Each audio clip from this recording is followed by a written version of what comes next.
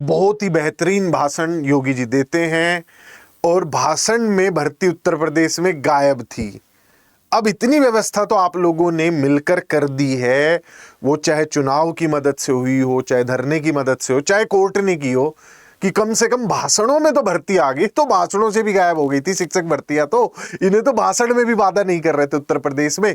खुशखबरी है कि भाषण तक तो भर्ती आई है। सुनिए योगी जी क्या कह रहे हैं, लेकिन क्या ये असली सच है, ये है अधूरा सच। असली सच मैं आपको बताऊंगा, पहले भाषण सुनो, कहा क्या है।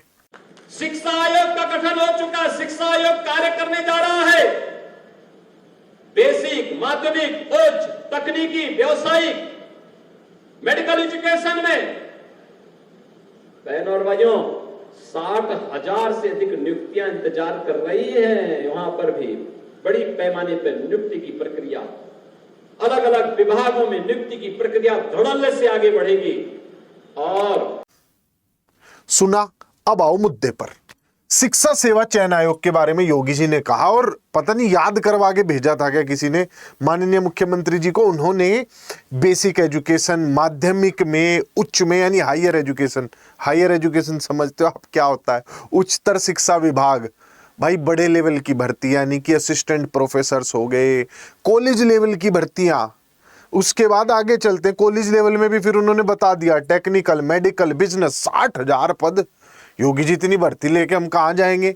उत्तर प्रदेश देश का सबसे बड़ा राज्य है, वहां आप पूरा उत्तर प्रदेश मिला लो, मतलब हर तरीके का स्कूल, कॉलेज जहां पढ़ाई होती है सरकारी स्तर पर, आप 60,000 पद दे रहे हैं। कमाल कर दिया। यहां तो जो है सब यूट्यूब पे मिलके हम लोग छात्र मिलके चिल्ला रहे हैं कि भाई 1.5-2 लाख पद तो यहीं खाली है बेसिक और सेकेंडरी एजुकेशन में, यानी कि जो आपका पहली से 12वीं के स्कूल है वहीं इन पदों की आवश्यकता है। आप कह रहे हो हायर एजुकेशन भी, उसमें टेक्निकल भी जोड़ लो, मेडिकल भी जोड़ लो, उसमें व्यवसाय बिजनेस के स्कूल जितने हैं वो भी जुड़वा दिए, मतलब जहां एमबी हो रही है, एमकॉम हो रही है, बीकॉम हो रही है, वो भी जुड़वा दिया। छोड़ा क्या आपने, तो कुछ भी नहीं छोड़ा। 60,000 पद और वीडियो बराबर बन रही है, रेगुलर बन रही है। कल भी मैंने एक वीडियो बनाई थी, वीडियो चलती रहेंगी, भाषण आते रहेंगे, लेकिन आप लोग जो धरना देने जा रहे हो 5 सितंबर को, उससे पीछे नहीं हटना है। अभी मतलब कुछ भी नहीं हुआ है, इतनी जल्दी मत सोचो कि कुछ हो गया है। जब तक नोटिफिकेशन ना आ जाए, एग्जाम ना हो जाए, तब तक कुछ मत मानना। यहाँ 1-1, 1.5 साल नहीं होती। इस शिक्षा सेवा चयन आयोग की स्थिति दिखा देता हूं आपको। अध्यक्ष मिली, अब परीक्षा नियंत्रक का इंतजार। 1.5-2 साल से क्या शिक्षा सेवा चयन आयोग में हो रहा है, ये मुझे किसी को बताने की जरूरत है नहीं। सब अखबार पढ़ रहे हो, सब यूट्यूब पे खोल के 1-2 मिनट की वीडियो सब देख ले रहे हैं। तो शिक्षा सेवा चयन आयोग का गठन, फिर उसके मेंबर ढूंढे, फिर अध्यक्ष जी ढूंढे, फिर अब परीक्षा नियंत्रक ढूंढेंगे। मेंबर भी नहीं है, मेंबर भी टेम्पररी है, फिर मेंबर्स लाए जाएंगे, फिर अधियाचन मंगाए जाएंगे, फिर प्रस्ताव भेजे जाएंगे, और ये सब में ये 1-1.5 साल घुमा देंगे। तो दबाव बना रहना चाहिए। सबसे पहला दबाव मैंने कल की वीडियो में भी कहा था, कैलेंडर, एग्जाम कैलेंडर कि किस किस लेवल पर भर्ती करवाएंगे।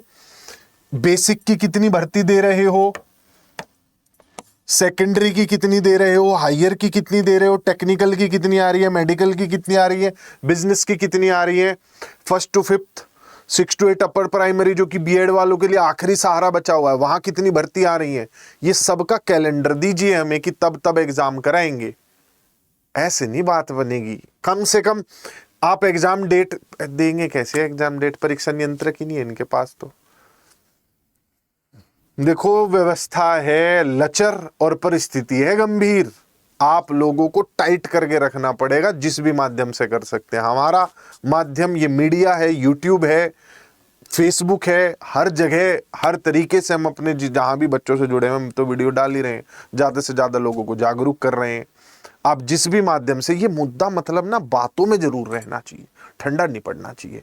अपने आप ये 60,000 से अपने आप 6 लाख हो जाएगी, घबराइए मत। मैं आयुष चौहान इसी के साथ अलविदा करता हूँ। चैनल पर बने रहिए। अगर आप लोगों को भी आगे किसी भी शिक्षक भर्ती की तैयारी करनी है तो नीचे स्क्रीन पे नंबर है। Bye bye, take care.